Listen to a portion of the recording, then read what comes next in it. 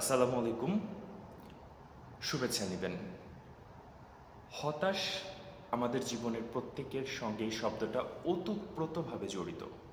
হতাশ বলতে আমরা আসলে কি বুঝি?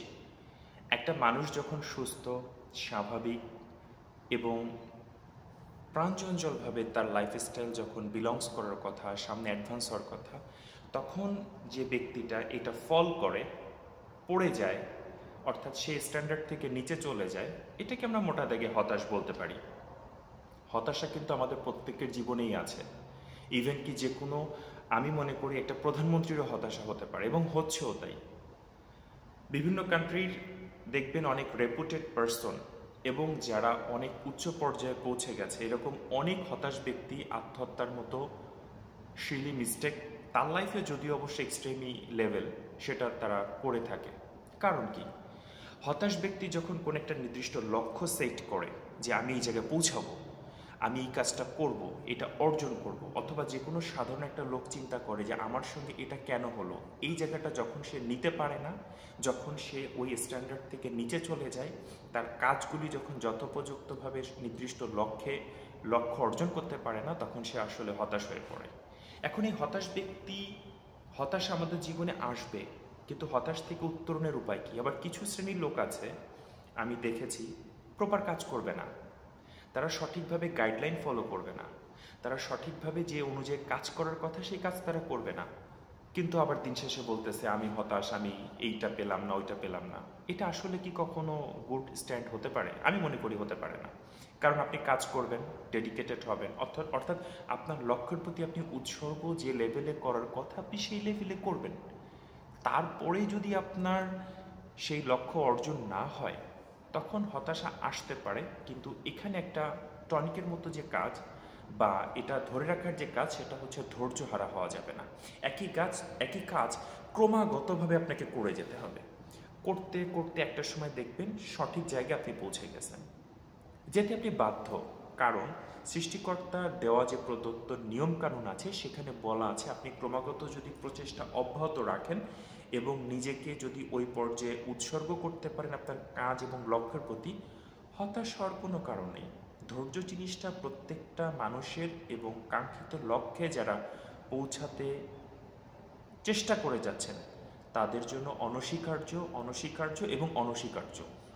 কারণ আপনি অবশ্যই সফল হবেন যদি আপনি ধৈর্য ধারণ করেন এবং তদনুযায়ী কাজ করেন। এটা সোজা একটা হিসাব। আসলে পৃথিবীতে যারা সফল হয়েছে তারা প্রত্যেকে একটা কথা খুব সুন্দর করে বলেছে যে ডিফারেন্ট কোনো ইস্যু নেই, ডিফারেন্ট কোনো রাস্তা নাই, আমি একই কাজ একই রাস্তা একইভাবে করি, কিন্তু ক্রমাগত করি। এই জিনিসটা খুব নোট করবেন যে ক্রমাগত করতে করতে সে একটা সময় সফল হয়ে যায়। তো আমার কাছে যে জিনিসটা মনে হয়েছে, আমি মনে করি যে মানে আপনাকে অত্যন্ত সাহসী হতে হবে, দুঃসাহসী না। কারণ সব জায়গায় দুঃসাহসী কাজ দেয় না। এখন আপনি যদি খুব মোটরসাইকেল ভালো এক্সপার্ট ড্রাইভার হতে চান এবং দুঃসাহস করতে যে ওভার স্পিড করেন, আপনি কিন্তু অ্যাক্সিডেন্ট করবেন। তো একই জায়গায় আমি মনে করি যে মানুষ চিনতে হবে, বেশ কিছু কাজের কম্বিনেশন আছে, বেশ কিছু কাজের কম্বিনেশন বলতে সমন্বয় আছে। যেমন আপনাকে টাইমটা ঠিকভাবে ইউটিলাইজ করতে হবে, একই সাথে আপনাকে মানুষ চিনতে হবে। আপনি যাকে তাকেই আপনার সব কথা বলে দিলেন, যাকে তাকেই আপনার সব প্রাইভেসি আউট করে দিলেন, যার তার কাছেই আপনি মানুষ না বুঝে শুনে তার উপর ডিপেন্ড করলেন, দিন শেষে তো আপনি হতাশ হবেনই। কারণ আপনি একটা লোককে উদ্দেশ্য করে কাজ দিলেন, সে দিন শেষে ওই কাজের আউটপুট দেওয়ার মতো পারসন না, ব্যবসায় আপনি লস করবেন। তো আপনাকে সৎ থাকতে হবে, নিজের কাজের প্রতি অত্যন্ত চরম লেভেলের যে টাইম পাংচুয়ালিটি, সততা, এক কাজ ক্রমাগতভাবে ধৈর্যের সঙ্গে করা, এবং একই সাথে নির্দিষ্ট লক্ষ্যে পৌঁছানোর জন্য ক্রমাগত প্রচেষ্টা অব্যাহত রাখে কাজগুলি করতে হবে। বন্ধু ভালো, বন্ধু খারাপ। যেমন কোনো মানুষ বন্ধু হিসেবে অত্যন্ত ভালো যদি সে মানুষটা ভালো হয়, কিন্তু আবার সে অত্যন্ত খারাপ যদি আপনি সঠিক মানুষটা চিনতে না পারেন। তো হতাশ হওয়া যাবে না। হতাশ আমাদের জীবনের একটি অংশ। জীবন যেখানে আছে, প্রফেশন যেখানে আছে, লক্ষ্য যেখানে আছে, হতাশা থাকবে। এটাকে আপনি চাইলে অ্যাভয়েড করতে পারবেন না। কিন্তু আপনি যদি বুদ্ধিমান হন, আপনি যদি অবশ্যই একজন দায়িত্বশীল ব্যক্তি হন, এই হতাশাকে আপনি কাটিয়ে উঠতে পারবেন। আপনি নিজের উপর আস্থা রাখুন। প্রত্যেকটা দিন আমাদের খারাপ যায় না। হঠাৎ করে আপনার যেদিন প্রথম দিন একটা পা ভেঙে গেল, অথবা প্রথম দিন ব্যবসায় ধস নামলো, ওদিন যেরকম লাগে ঠিক সময় যখন আপনি অতিবাহিত করেন, যেমন 1 মাস 2 মাস পরে আপনার ক্ষত কিন্তু কমে আসে, আপনার ফিলিংসের জায়গাটা কিন্তু আস্তে আস্তে রিকভারি করে, ডেভেলপড হয়। সুতরাং আপনি আবার কাজে লেগে পড়ুন, সেটা ব্যবসা হোক, শারীরিক বৈকল্য হোক, যে কোনো লেভেলে। আপনি হতাশ না হয়ে, আমি মনে করি যে আপনি যদি আগায় যেতে চান, বিভিন্ন জীবনী পড়তে পারেন, কিভাবে একই কাজ হয়তো একই রকম না, এক একজনের মানুষের লাইফে ভিন্ন ভিন্নভাবে তার কাজগুলি আসছে।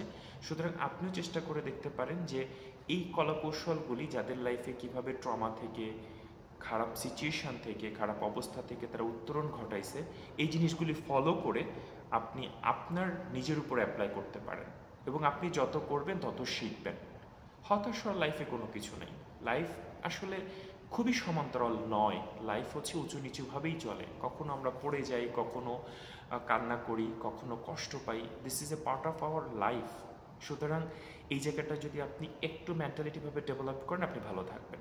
সুতরাং হতাশ আমরা হব না, আমরা সৃষ্টিকর্তার প্রতি অবশ্যই ধৈর্য রাখবো, তার রহমতের প্রতি, বরকতের প্রতি, এবং আমার যতটুকু সামর্থ্য আছে আমি সেই অনুযায়ী কাজ করে যাব। ইনশাল্লাহ আমরা সকলেই সফল হব, ভালো থাকব।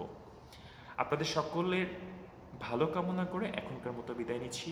আল্লাহ হাফেজ।